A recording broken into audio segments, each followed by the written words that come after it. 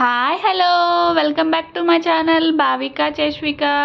అందరూ ఎలా ఉన్నారు? మేమైతే బాగున్నామండి. ఈరోజు ఒక 2 టిప్స్తో మీ ముందుకైతే వచ్చేసాను.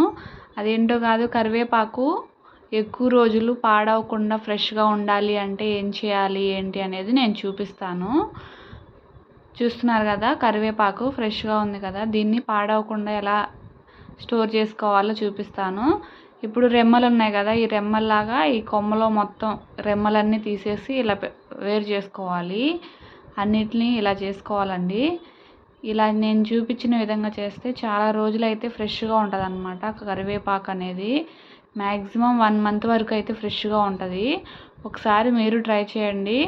మీకు నచ్చితే కనుక ఈ వీడియోకి ఒక లైక్ అయితే ఇవ్వండి. చూస్తున్నారు కదా, ఈ రెబ్బలన్నిటినీ ఒక పాలిథిన్ కవర్ తీసుకొని ఆ పాలిథిన్ కవర్లో పెట్టేసుకోవాలన్నమాట. ఈ రెబ్బలు మొత్తం చూస్తున్నారు కదా, ఈ విధంగా మొత్తం పెట్టేసుకున్న తర్వాత దీన్ని అయితే ముడేసేసుకోవాలి.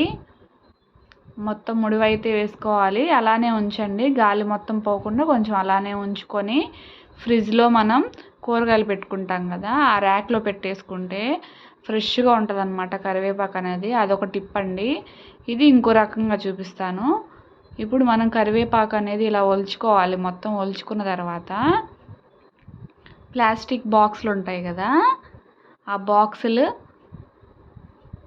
ఒకటి తీసుకోవాలి. నేనైతే నార్మల్గా ఇలానే స్టోర్ చేసుకుంటానండి. చూడండి, నేనైతే ఇలా స్టోర్ చేసుకుంటాను. ఈ కరివేపాకు ఎంత ఫ్రెష్గా ఉందో చూపిస్తాను.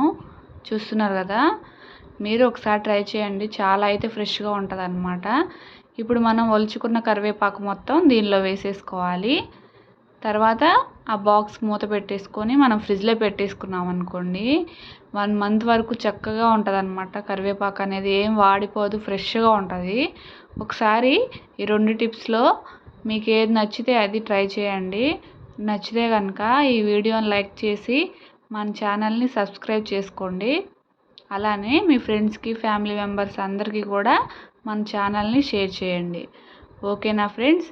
Thanks for watching this video. చూసారు కదా, ఇంత ఫ్రెష్గా ఉంటుంది అన్నమాట కరివేపాకు అనేది. ఒకసారి మీరు ట్రై చేయండి. Thanks for watching this video. Thank you.